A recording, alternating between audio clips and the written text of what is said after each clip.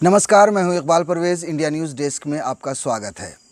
पिछले दिनों जब से कोरोना की महामारी शुरू हुई है, आपने बहुत सारे टेलीविज़न चैनल्स पर देखा होगा कि किस तरह से इसमें भी धर्म की राजनीति हुई, धर्म के नाम पर यहाँ पर भी बांटा गया और हमेशा ये इल्ज़ाम दिया गया कि कोरोना इस देश में अगर फैला है तो वो मुसलमानों की देन है या फिर तबलीगी जमातियों की देन है और उन्हीं पर प्रतिबंध लगाया जाए। बहुत सारे वीडियोज़ ऐसे फेक वीडियोज़ भी घुमाए गए बाज़ार में, सोशल मीडिया पर, कि किस तरह मुसलमान नमाज़ पढ़ रहे हैं, किस तरह मुसलमान सरकार की बात नहीं मान रहे हैं या पुलिस की बात नहीं मान रहे हैं। लेकिन ये ख़बर कोई नहीं दिखाता है, कोई भी गोदी मीडिया नहीं दिखाता है कि किस तरह से भाजपाई इसे पूरी तरह से उल्लंघन कर रहे हैं, किस तरह से सोशल डिस्टेंसिंग का कोई पालन नहीं हो रहा है, किस तरह से भाजपाई खुद इस बात को बिल्कुल सरकार की जो लॉकडाउन के नियम है उसको तोड़ते हुए नज़र आ रहे हैं। अभी बीते दिनों बाबा शोभन सरकार का कानपुर में निधन हुआ।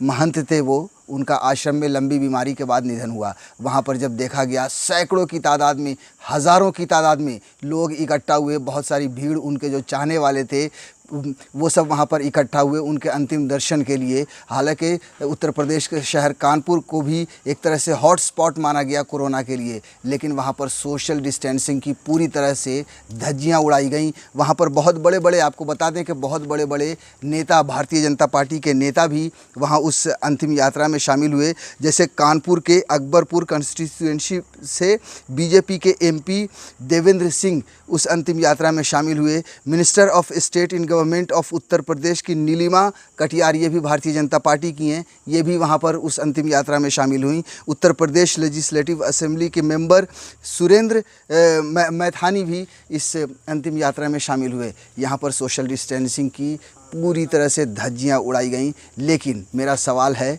कि जो बाबा शोभन सरकार का जो निधन हुआ उस पर अफसोस है, सभी को अफसोस है, उनके चाहने वालों को भी अफसोस है। भगवान उनको स्वर्ग में जगह दे। मेरा सवाल है गोदी मीडिया से कि क्या गोदी मीडिया, क्या अर्नब गोस्वामी जैसे पत्रकार, क्या दीपक चौरसिया जैसे पत्रकार ये टेलीविज़न पर चिल्ला चिल्ला कर दिखाएंगे कि क्यों इस अंतिम यात्रा में इतनी बड़ी भीड़ शामिल हुई, क्यों इस अंतिम यात्रा में भारतीय जनता पार्टी के नेता खुद शामिल हुए और सोशल डिस्टेंसिंग की धज्जियाँ उड़ाईं?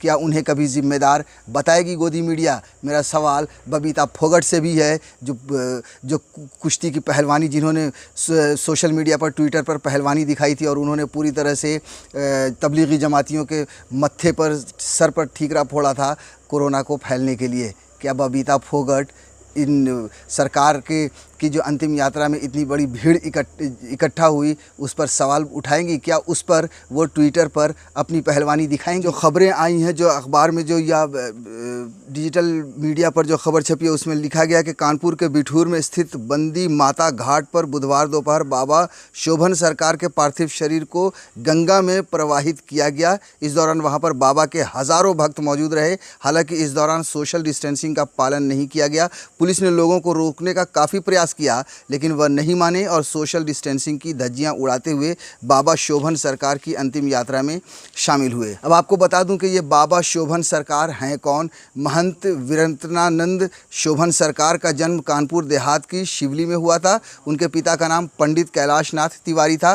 कहते हैं कि शोभन सरकार को 11 साल की उम्र में वैराग्य प्राप्त हो गया था। ये बाबा शोभन वही हैं जिन्होंने कुछ दिन पहले दावा किया था कि 1000 टन सोने की खजाने की भविष्यवाणी की थी। शोभन सरकार ने वर्ष 2013 में उन्नाव के डैंडिया खेड़ा गांव में राजा राव राम बख्श के खंडहर हो चुके महल में इन्होंने ये दावा किया था कि वहाँ पे 1000 टन सोना है, सोने का भंडार होने का सपना देखा। और उन्होंने ये दावा किया था कि उन्होंने भंडार होने का, सोने का सपना देखा। उन्होंने प्रदेश सरकार को जानकारी दी थी इस महल के भूगर्भ में हज़ारों टन सोना दबा है। इसके बाद एएसआई ने 18 अक्टूबर को राजा राव रामबख्श के खंडहर महल में खुदाई शुरू कराई।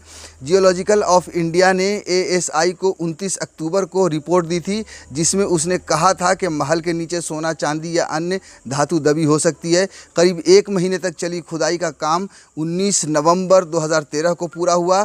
इस काम में प्रदेश सरकार के 2.78 लाख रुपए खर्च हो गए, लेकिन सोने का भंडार न मिलने पर खुदाई को रोक दिया गया। यानी वहाँ पर कोई सोने का कोई खजाना, कोई भंडार कुछ भी नहीं मिला। हालांकि बाबा ने ये दावा किया था कि उनके सपने में आया कि हज़ारों टन सोना उस खंडहर के नीचे दबा हुआ है और खुदाई की गई, लेकिन वहाँ पर ऐसा कुछ नहीं निकला।